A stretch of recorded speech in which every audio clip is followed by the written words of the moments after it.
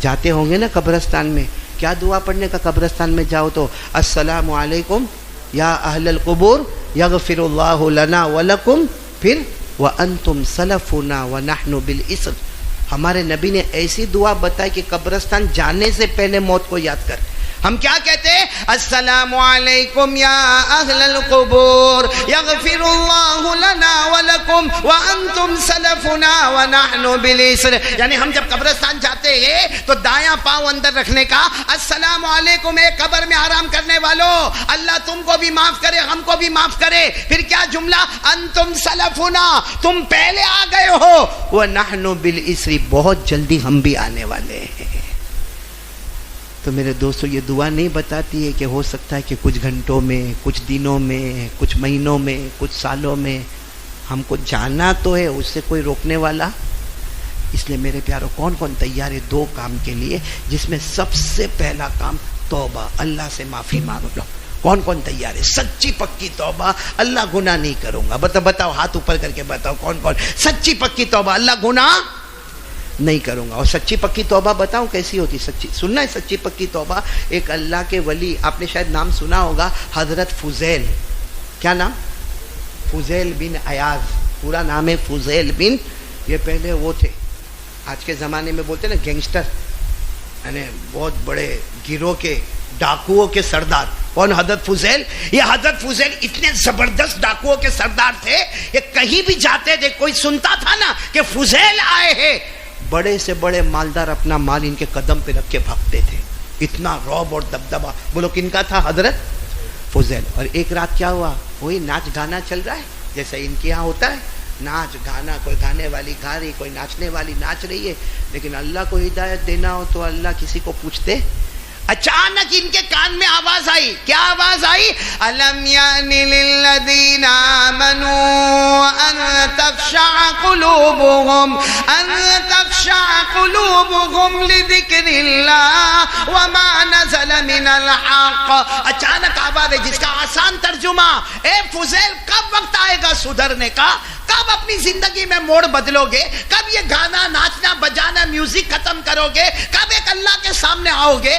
بس وہ آواز ایسے کان میں آئی ہے، کان میں سناٹا چھا گیا، اور تھوڑی دیر میں سب بند کروا کے اپنے سب دوستوں کو جمع کیا، کہا میں یہ چوری سے توبہ کرتا ہوں، اور اعلان کیا، اے سارے گاؤں والے اور شہر والے، فضیل نے توبہ کر لی ہے، جس کا بھی جو مال میرے پاس ہو ہے تو لے کے جاؤ، نہیں تو فضیل کما کے دے دے گا، نہیں تو معاف کر دو، لیکن میں نے یہ چوری چپاٹی اور ڈکیٹی کا کام۔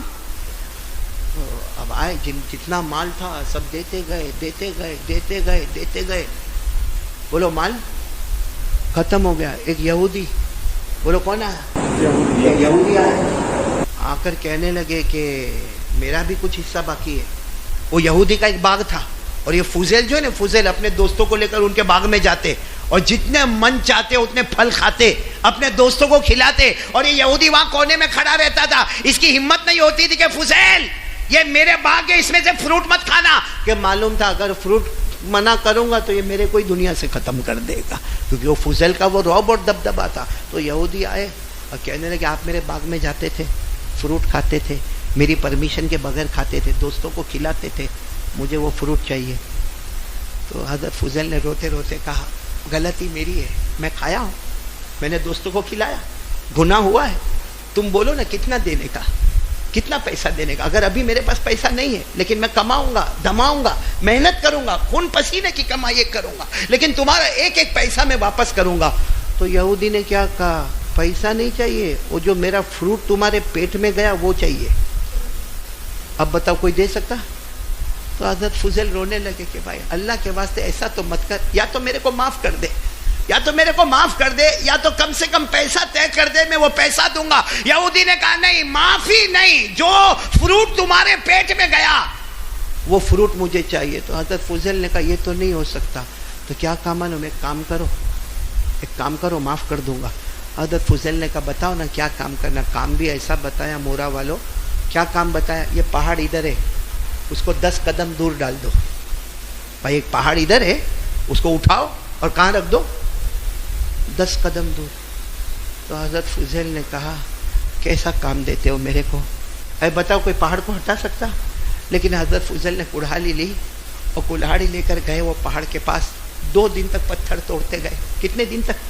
اور روتے گئے, اللہ یہ پہاڑ کو وہاں لے جانا, اللہ میں توبہ کیا, اللہ میں معافی مانگ لیا, اللہ وہ نہیں مانتا, اللہ وہ مجھے اسی وقت معاف کرے گا جب یہ پہاڑ ادھر جائے گا, اللہ 2 دن سے میرے ہاتھ دکھ گئے, ایک کلاڑی سے پتھر توڑ کے میرے ہاتھ دکھ گئے.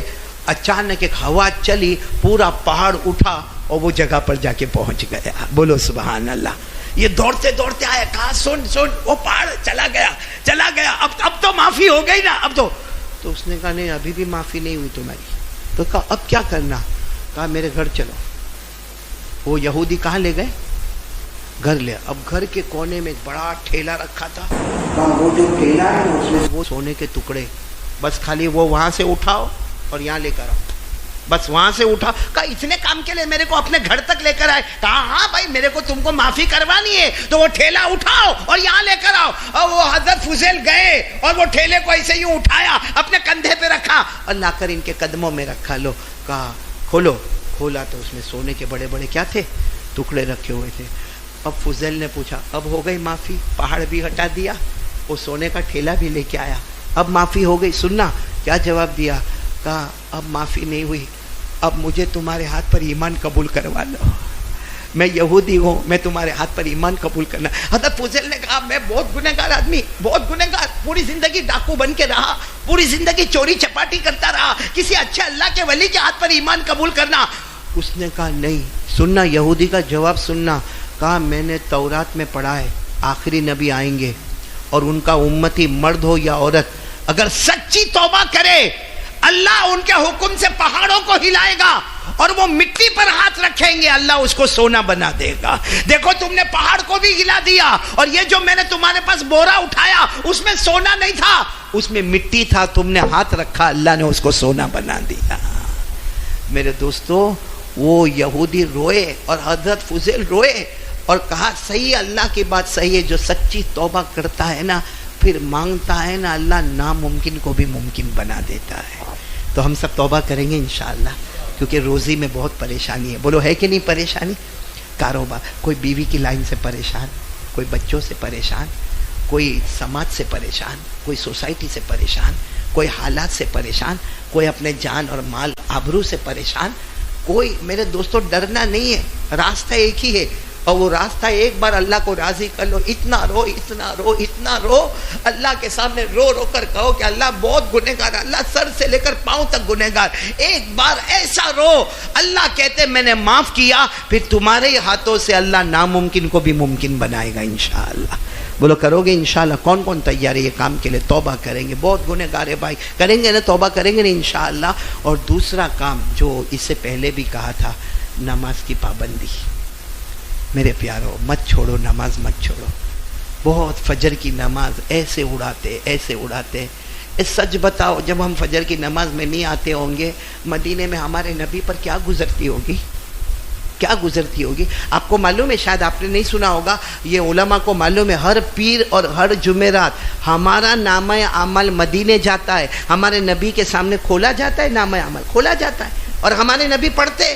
اور سچ بتاؤ جب اس میں لکھا جاتا ہوگا یہ مورا والا, یہ اندھا بھی نہیں ہے, یہ بہرا بھی نہیں ہے, یہ لولا بھی نہیں ہے, یہ لنگڑا بھی نہیں ہے, یہ کبھی بھوکا بھی نہیں سویا, کبھی پیاسا بھی نہیں تڑپا, کبھی اس نے دین کے واسطے کوئی بڑی محنت بھی نہیں کی, اور فجر کی نماز چھوڑتا ہے. سچ بتاؤ ہمارے نبی پر کیا گزرتی ہوگی کہ میری بیٹی فاطمہ نے کتنا آنسو بہائے امت کے واسطے. ہمارے نبی فرماتے ہوں گے میں نے کتنا خون بہایا امت کے واسطے. ابو بکر عمر کتنا روئے امت کے واسطے. وہ بلال حبشی کیسے تڑپ کے روئے امت کے واسطے, اور یہ فجر کی نماز نہیں پڑھتا. اس نے میرے پیارو ارادہ کرو بھائی 5 وقت کی نماز بھی پڑھیں گے انشاءاللہ. کون کون تیار ہے؟ پکا وعدہ انشاءاللہ. ایک تو توبہ کریں گے اور نمبر 2 اور دونوں کے اوپر اللہ کا وعدہ ہے, توبہ کرے گا تو بھی جنت, نماز پڑھے گا تو بھی. اللہ نے فرمایا یا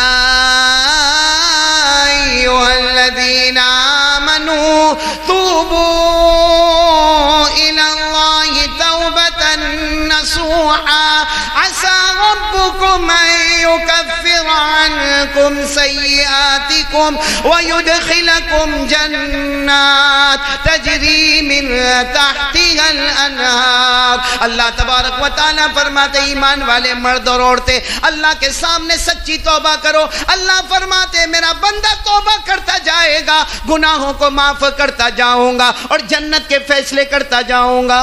کریں گے سب توبہ کریں گے انشاءاللہ، اور نماز پہ بھی جنت، والذین هم علی صلاتہم یحافظون اولئک فی جنات مکرمون۔